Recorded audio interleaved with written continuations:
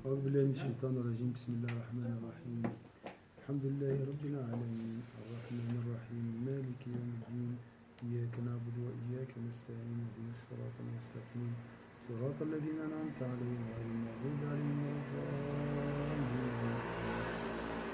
اللهم صل على سيدنا محمد وعلى آل سيدنا محمد كما صليت على سيدنا إبراهيم وعلى آل سيدنا إبراهيم وبارك على سيدنا محمد وعلى آل سيدنا محمد كما باركت على سيدنا إبراهيم وعلى آل سيدنا إبراهيم في العالمين إنك حميد مجيد.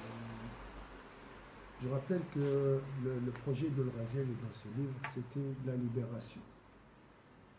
La libération de l'individu et la libération de la Ummah à son époque, qui était dominée par les croisés, ou attendait l'attaque des croisés. Donc la Palestine était occupée à son époque. Donc il a fait ce livre pour libérer l'individu, pour l'aider à libérer la Palestine. À son époque, il y a 1000 ans. Comme j'ai dit ce matin, il a détecté la panne, le Ghazali. Il a dit c'est quoi la panne qui est la même aujourd'hui? Donc deux fois. L'amour de la dunya. Le livre qu'on est en train d'étudier, ça c'est le son. Et ça c'est la science de la vie de l'au-delà.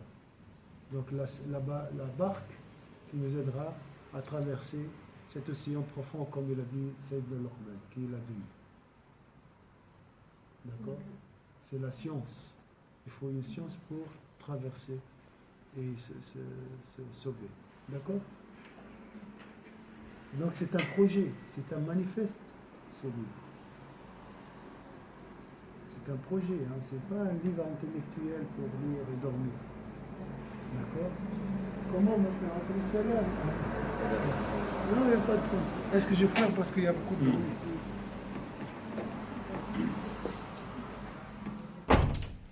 Alors, comment faire? 80 ans après les penseurs musulmans, beaucoup de penseurs, un penseur, je connais un moment, comme aussi, qu'est-ce que je veux dire, les historiens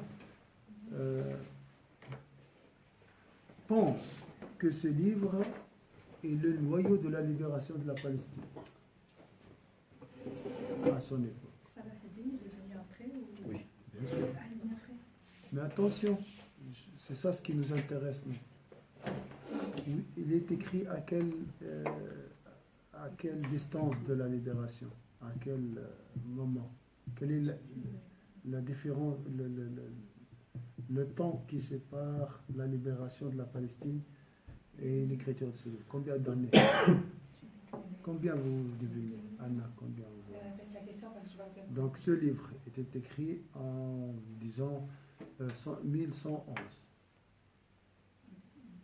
À la fin, parce que 1110 environ. D'accord. La génération Dieu prend combien de temps? Une génération? Oui, 50. 40 ans, c'est l'âge de la maturité, la sagesse. Deuxième, c'est première génération, 10 ans, 15 ans, deuxième génération. C'est peu comme des ans pour une génération. En général, une bonne trentaine d'années. Toujours 40 ans. 40 ans. 40, c'est la sagesse, la maturité. Donc 40 ans, 80 ans. 2 générations pour digérer ce livre. Donc il y a des gens qui disent « Oh, mais c'est dur, chien. » Mais bien sûr, c'est dur. Ça prend du temps, ça. Ces enseignements prennent du temps avant d'être intégrés dans le cœur. Et peut-être pas pour nous. Hein. Nous, on est juste un pan pour les futures générations. Ça, c'est ce mot. C'est très important.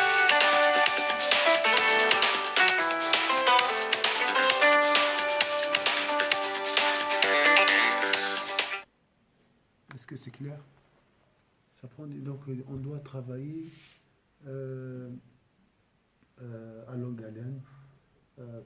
d'abord, comment la procédure du travail.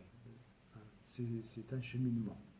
Chaque jour, comme on a décidé au début, ça fait depuis 2014, au début c'était 1 heure, on faisait même plus avant. Maintenant c'est 45 minutes le matin, 45 minutes le soir. Comment on ne cherche pas le changement, c'est Allah qui change. Ce qui m'intéresse, c'est la procédure. Est-ce qu'il y a une autre solution? Il n'y a pas d'autre solution. On va faire quoi? Vous voyez, maintenant, les prions n'ont pas le droit d'entrer. Aujourd'hui, ils ont fermé tout. Ils n'ont pas accès à la mosquée Al-Aqsa. Aujourd'hui. Donc, c'était aussi en 2014, il y avait aussi une histoire avec l'histoire de la mosquée Al-Aqsa. On est dans la même situation, même pire peut-être. Bon, bientôt, Inch'Allah, il y a un soulagement, il y aura une solution, Inch'Allah.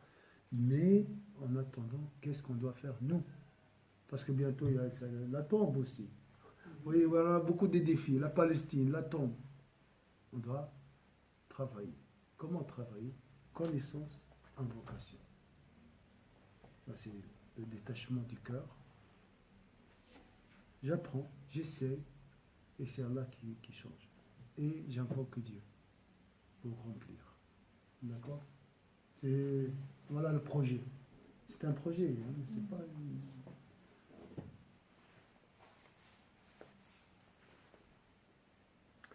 Voilà. وقال رجل لجعفر بن محمد إنه قد وقع بيني وبين قوم منازعة في أمر وإنه أريد أن أتركه فأخشى أن يقال لي إن تركك له ذل فقال جعفر إنما الذليل الظالم. Très beau ça. Subhanallah. Une personne a dit à l'imam Ja'far ibn Muhammad, il est considéré parmi la descendance du prophète Sayyidina Muhammad, sur lesquels nous prions. Ja'far ibn Muhammad, c'est une personnalité. Il y a un litige, mais ça nous arrive, hein, des litiges avec les gens, n'est-ce pas, qui m'oppose à un groupe de personnes. Je voudrais y renoncer.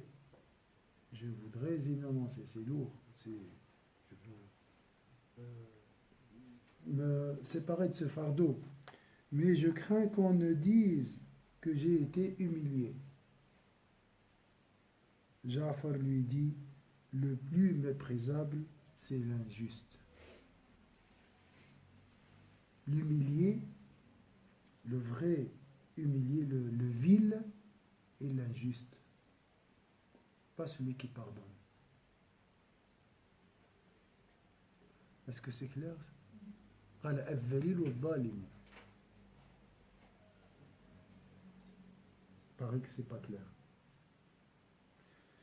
Alors une personne a dit à l'imam Ja'far ibn Muhammad Sadiq, il y a un litige qui m'oppose à un groupe de personnes. Je voudrais y renoncer. Je veux pardonner.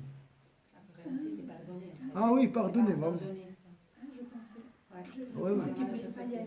Non, je veux pardonner. Céder mon droit. On laisse. Voilà. Mais je crains qu'on ne dise que j'ai été humilié. Ouais, je comprends maintenant. Je comprends mieux. Que je suis insignifiant, je suis humble, naïf. Souvent, c'est comme ça. Hein. Donc là, il y a l'ego. Bien sûr. Ja'far lui dit, le vil, le vrai humble, c'est l'injuste. Non, le plus méprisable, c'est l'injuste. C'est pas le plus humble. Humble dans le sens négatif. Ah, humble. d'accord, oui. Parce que, ouais, d'accord. Humble dans le sens, pas dans le... méprisable, c'est l'injuste. Vil, le plus... le faible. Le faible, c'est l'injuste. الذليل هو الظالم. Peut-être dans la vie de l'au-delà, et même dans la vie d'ici-bas. Hein. Bien sûr. À la fin de la vie, il payera. L'injuste, il payera un jour ou un autre.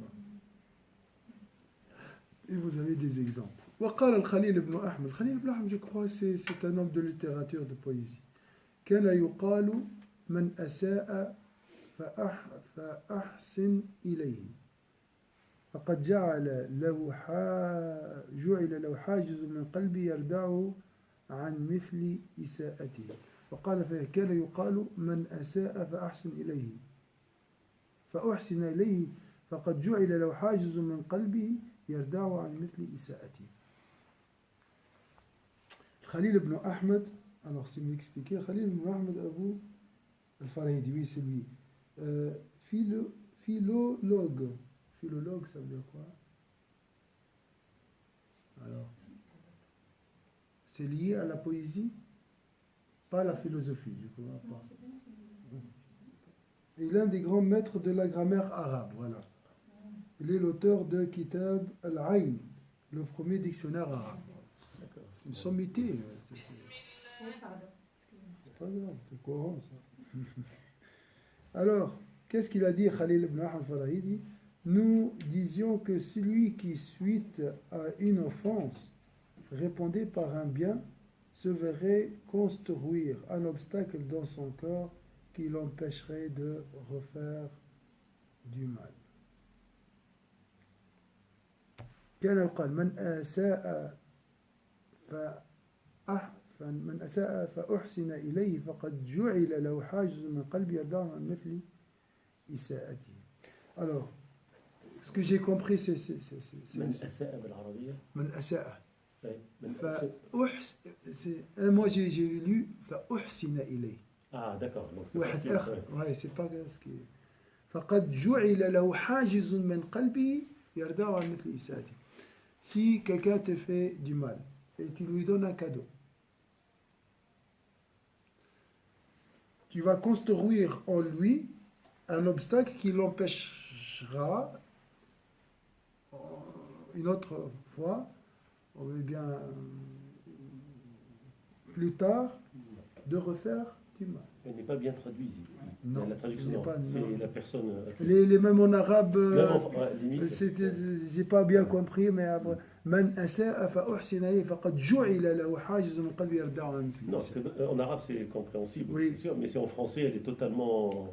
Ouais. Ouais. Donc, si quelqu'un te fait du mal, tu lui offres un cadeau, tu lui fais un acte de bienfaisance, comme si tu as créé en lui un obstacle qui l'empêchera une deuxième fois, une autre fois, une prochaine fois, de refaire du mal. Ouais. Quelque part, tu lui donnes.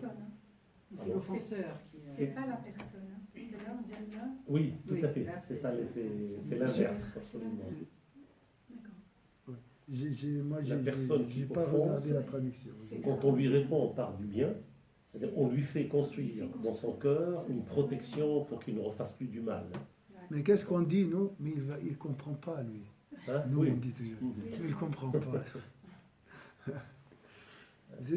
Si tu penses qu'il ne comprend pas, donc il ne comprendra jamais. Mais il apprendra, parce qu'à travers cette action qu'on lui fait, c'est quand on lui répond avec du bien, alors qu'on sait qu'on a fait du mal. Celui qui fait du mal, il sait qu'il a fait du mal.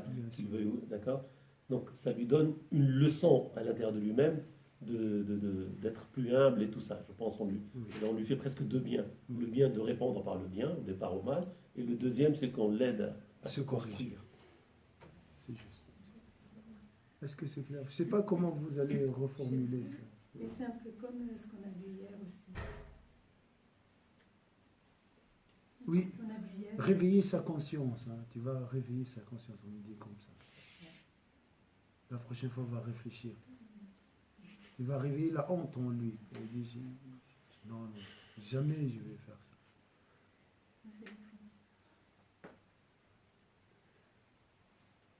Nous disions que celui qui, suite à une offense, répondait par un bien, construira un obstacle dans le cœur de celui qui l'a offensé, de l'offenseur, qui l'empêcherait de refaire du mal.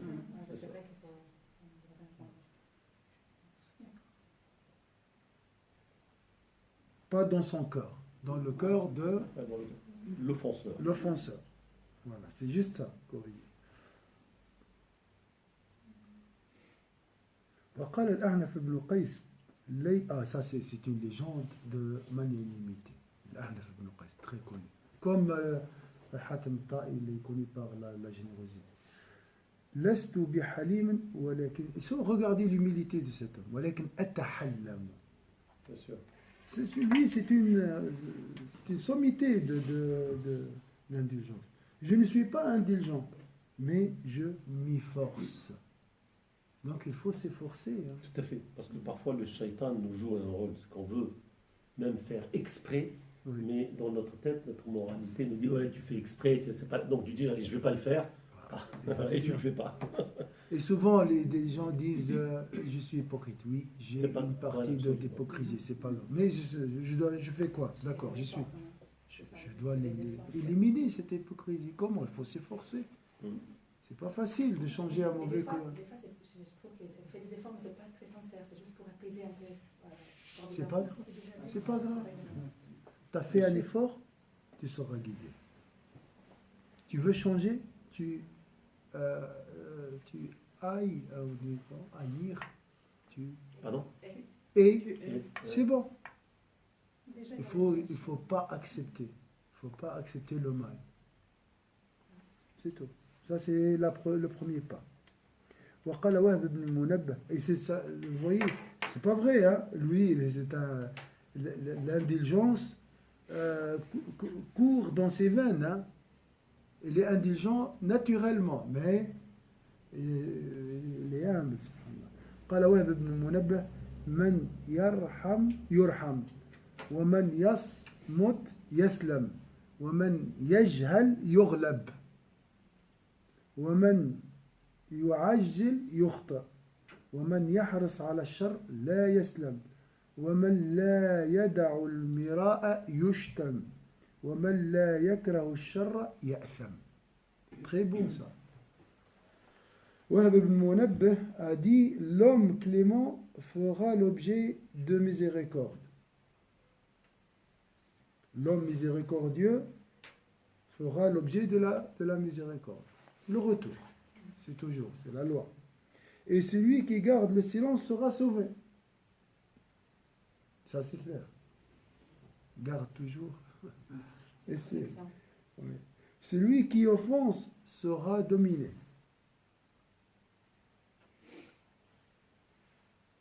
Celui qui offense ou bien qui est dans l'impulsivité, j'ai dit l'yajhal, c'est de l'impulsivité, la vengeance, la colère sera vaincu, perdra à la fin. C'est ça, dominer. وَمَنْ يَجْهَلْ يُغْلَبْ. Est-ce que c'est clair? Parce que pourquoi je m'énerve? Pour gagner. Alors, ça ne sera pas comme ça. À la fin, je serai perdant.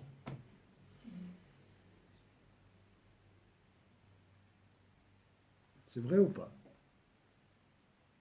Vous êtes d'accord? L'histoire nous montre ça. Ah oui. Voilà, je prends les tyrans. Ils essayent offenser leur peuple à la fin. On voit qui sont les perdants. وَمَنْ يُعَجِّلْ يُخْطِئ. Celui qui se précipite commettra des erreurs. Et ça, c'est vrai aussi. وَمَنْ يَحْرِصْ عَلَى الشَّرِّ لَا يَسْلَمْ. Celui qui fait du mal ne sera pas épargné. وَمَنْ لَا يَدَعْ الْمِرَاءَ يَشْتَمْ. Celui qui ne renonce pas à changer l'orgueil par le mot polémique ou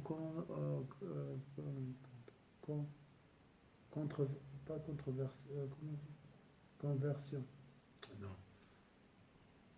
Il y a le mira, le polémique, pas les débats.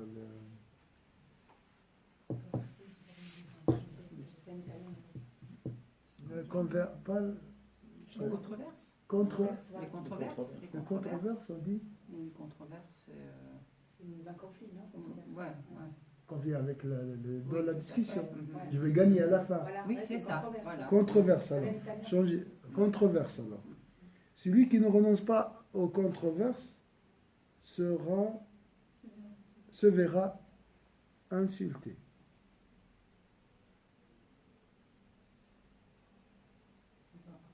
Non, l'orgueil ici, celui qui ne renonce pas à l'orgueil se fera insulter. Oui, mais le C'est- charia C'est dit faux. changer. C'est pas d'accord. Le mira, c'est, voilà, je veux gagner hein, la discussion, dans un débat surtout. Un débat. C'est une sorte Vous aurez le dernier mot. Tout à fait. Ouais, C'est- dernier c'est mot. une forme d'orgueil, bien sûr. Donc, se verra insulté. Celui qui ne déteste pas le mal pêchera. Bien sûr. Mais c'est ça, haïr le mal, on l'a dit. Il faut haïr le mal. Ijtinab, al-ba'd an ba'id. Voilà, C'est s'éloigner. d'éloigner le maximum, De ne le- pas s'approcher. Il faut même la répugnance hein, avec le cœur. Il faut détester. Il ne faut pas voir le mal. Il ne faut pas même le voir. C'est vrai, oui, absolument. Il ne faut pas avoir la curiosité. Voilà, je vais voir ça. C'est vrai. Pourquoi tu salis ton cœur? Subhanallah. Alors, qui peut me donner le passage qui nous concerne concernant l'indulgence ici? Indulgence.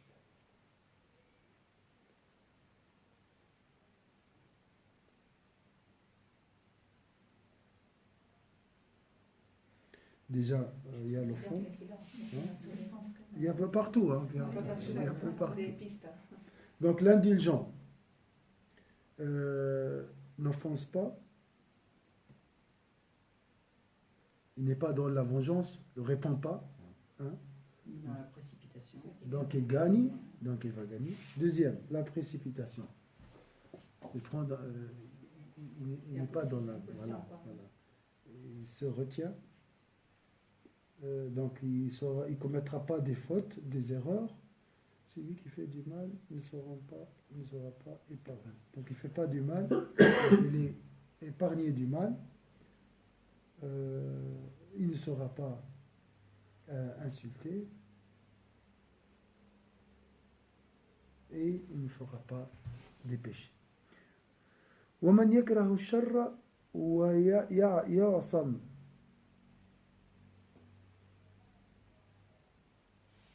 celui qui Il déteste le mal, pêchera. aborde, C'est abord le. Ah, d'accord, Voilà, c'est oui. abord le mal. Voilà. aborde le mal, est-ce que c'est clair ici? Détester, hein, Il c'est déteste. détester. On sera préservé.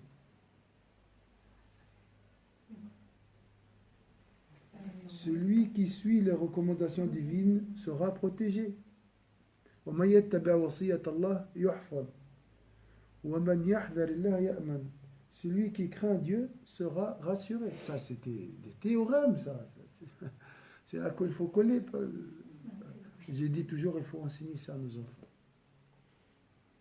Les enseignants petits les comprennent à 50 ans. Ouais, c'est sûr. On n'a pas enseigné. Est-ce on a enseigné l'indulgence à nos enfants? Non, pas ça. Non, en général. Tu quand as on dit voit nos une parents- remarque avant qui m'a été pertinente, Racine. Tu as dit, on n'a pas étudié ça à l'école primaire. Et même ici, j'ai dit à l'école, il faut enseigner l'éducation, l'éthique. On a un grand problème d'éthique avec nos enfants. Hein. Est-ce qu'ils étaient enseignés? On a laissé la langue arabe, le Coran. Qu'est-ce qu'on a enseigné? Mais le Coran, on enseigne à apprendre, tout simplement. Apprendre, oui, je veux dire Parler- apprendre le c'est- Coran et la langue arabe. Mhm. Mais l'islam, c'est pas des lettres et c'est pas des phrases à mémoriser. On n'apprend pas l'amour de Dieu, Il n'y a pas d'amour de la Dieu. signification de l'amour de Dieu. Qui est l'existence, hein, Racine. L'amour de Dieu, Absolument, oui, c'est l'essence de notre existence. Mon fils, il a assisté au vendredi, Oui. où tu as parlé de l'amour Oui. de Dieu a priori. D'accord. Et quand je l'ai eu au téléphone, il m'a dit j'y étais, ça m'a beaucoup touché, ça m'avait beaucoup réfléchir parce que tu nous as appris l'amour, c'est faire, c'est-à-dire Parce que quand j'étais petit, j'aimais pas qu'ils disent je t'adore, que ce soit à mère, à moi. Ouais. Je dis le mot adoration, il est dédié qu'à Allah. Donc il m'a dit, je ne savais pas que dans le cœur, c'est bien ça, hein, que on ne doit pas aimer adorer les autres. D'accord. Et le mot adoration pour eux, c'était que je leur ai appris dans le passé, était beaucoup plus la prière. Alors que c'est une erreur totale. C'est une erreur totale. Moi aussi. D'accord. Hein. La prière, c'est une conséquence de l'amour, quelque part. C'est pas. Oui, on a appris ça. L'adoration, c'est la prière. Si tu pries, tu adores Allah, c'est bon, c'est fait. L'islam est classé maintenant. Et même, il y a des écoles aujourd'hui qui apprennent ça. Par exemple, à l'île de la Réunion, la communauté hanafite qui est là-bas, c'est vraiment le rituel plus que l'amour et la prise de conscience de. Mahabbatallah, c'est ça l'adoration. L'adoration. Même la prière, c'est pour adorer, pour mieux aimer Dieu. Avoir toujours cette connexion avec Allah. C'est ça l'objectif. Parce que si tu téléphones pas à ton ami, tu ne prends pas contact, avec le temps tu vas l'oublier. Même si tu l'aimes. Hein. Ça reste l'amour, mais il devient très petit après. Avec l'insouciance, avec l'attachement au désir, avec d'autres choses. Donc ça, c'est l'islam. Hein. Il faut enseigner ça à nos enfants. Il faut enseigner. Ma fille m'a dit hier, écoute, moi je prie pas. Pourquoi? Elle m'a dit toujours, je fais des invocations et je reçois rien. Alors j'ai dit, tu dois faire la prière par amour à Dieu. Parce que tu aimes Dieu, c'est tout.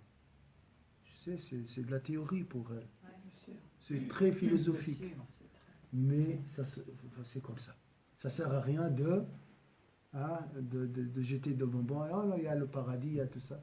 Ils vont un jour découvrir que voilà, c'est pas intéressant ces choses-là.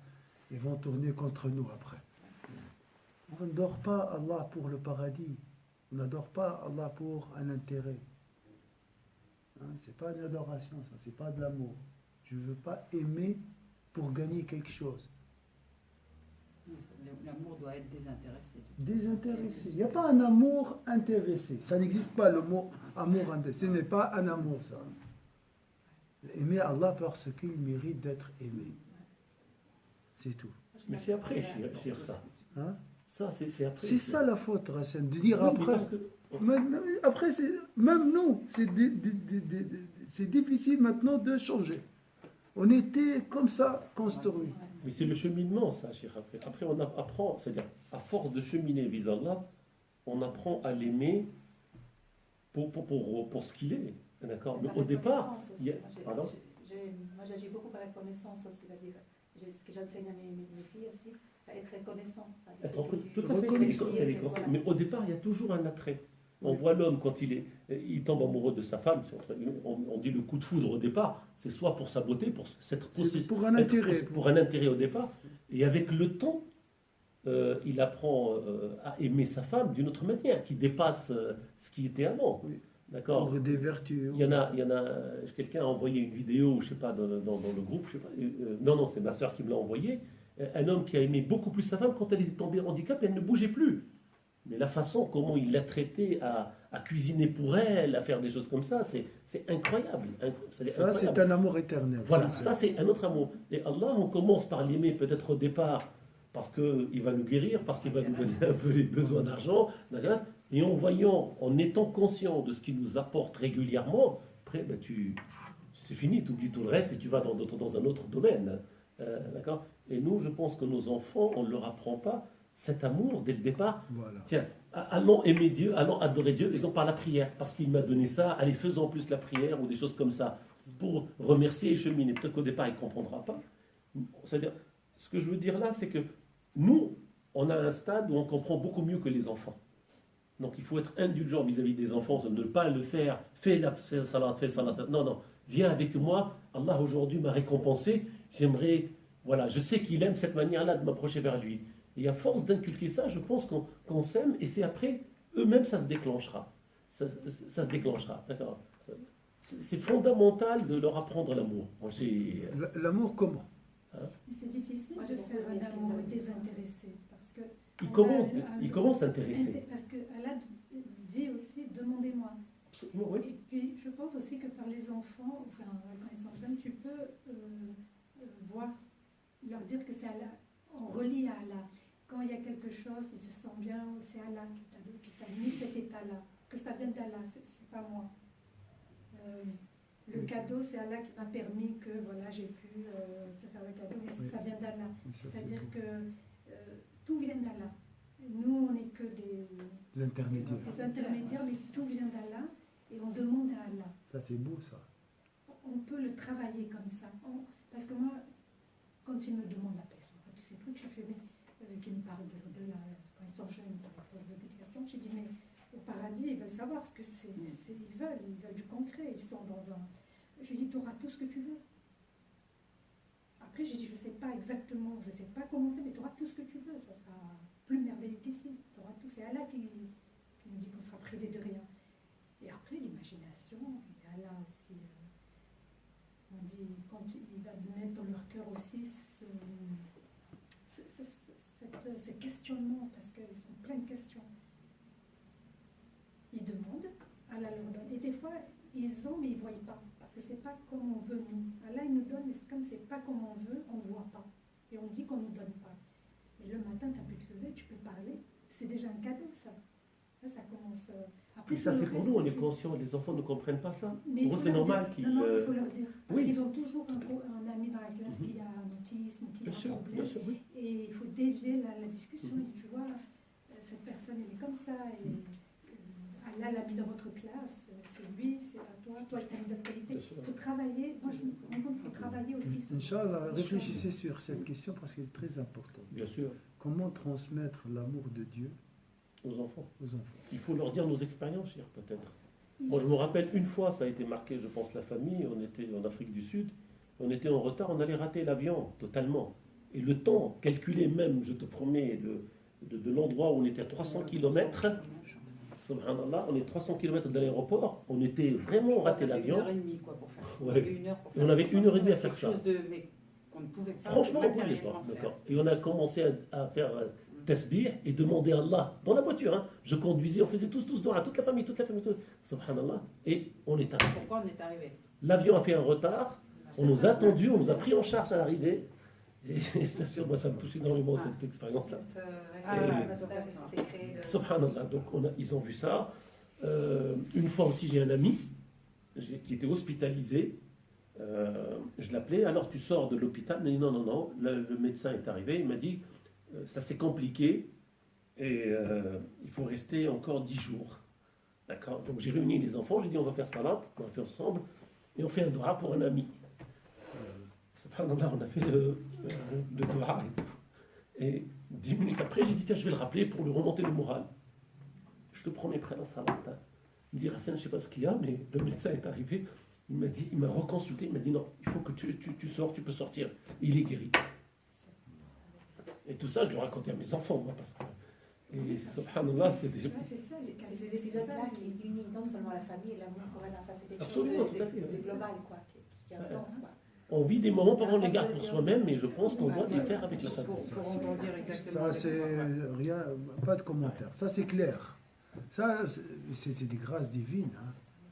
Là, on parle, les choses sont claires. Et vous a enveloppé toute la famille. Ah oui, tout à fait. Et ça les marque. Maintenant, ça ne veut pas dire que je suis avec eux sur d'autres. Je suis très rigoureux sur la salade. Tu fais salade. Oui, mais j'ai remarqué que ces moments-là touchent beaucoup plus qu'autre chose les enfants. Ah oui, absolument. Et je trouve que le tort que parfois j'ai fait, c'était d'être trop dur à faire que de parler d'amour qu'autre chose, que j'ai compris beaucoup plus ici. Hein, avec le Razel et tout, j'ai beaucoup appris énormément à ce niveau-là. Bien sûr, d'accord. Et je trouve qu'on nous a mal appris, nous enseigner l'amour. C'est impressionnant. D'accord. Donc avec mes petits-enfants, peut-être que je serai 2 fois plus indulgent et autre chose qu'avec mes propres enfants. C'est très beau la situation parce que là, vous avez été tous sincères.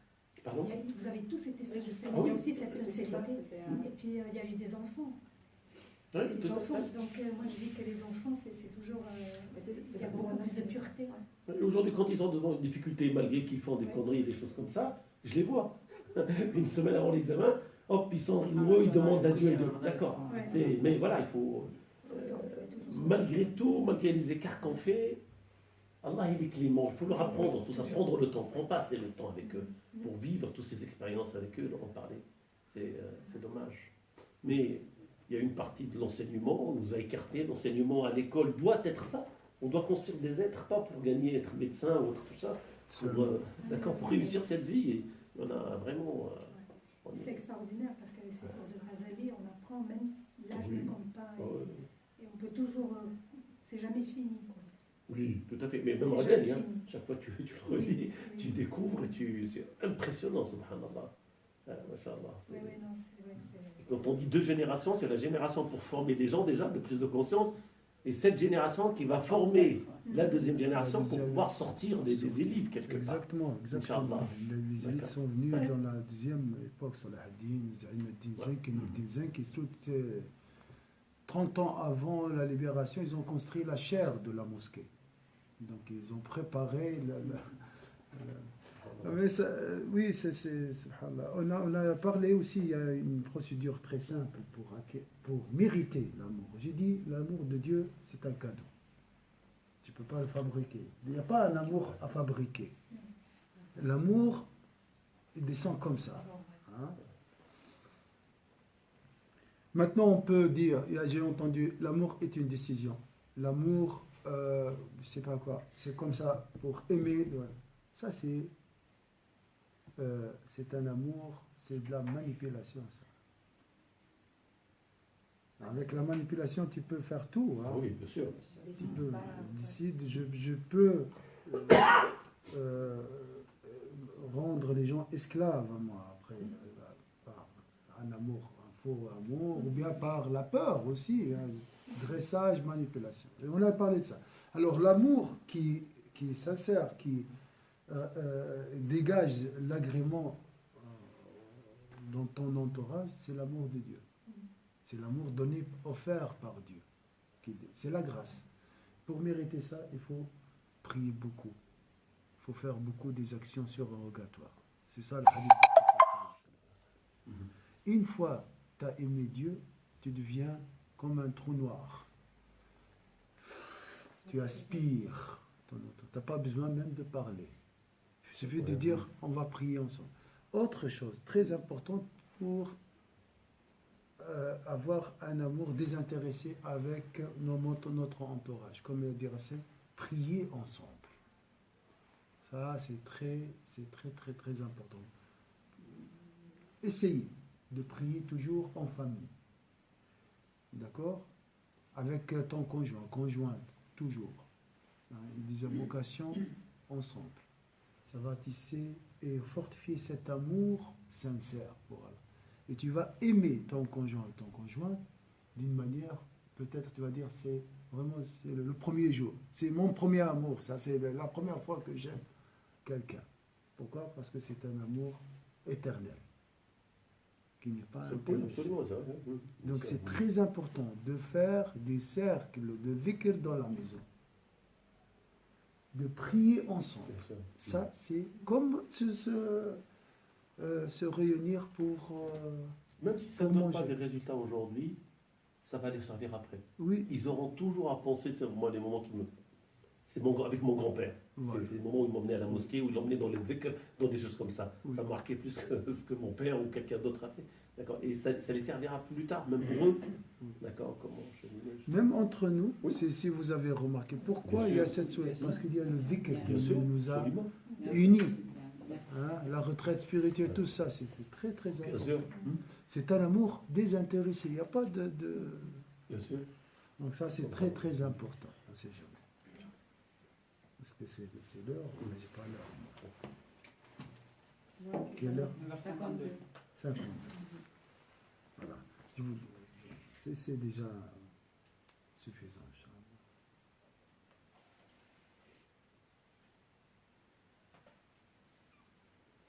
La sagesse continue, Inch'Allah, une autre fois.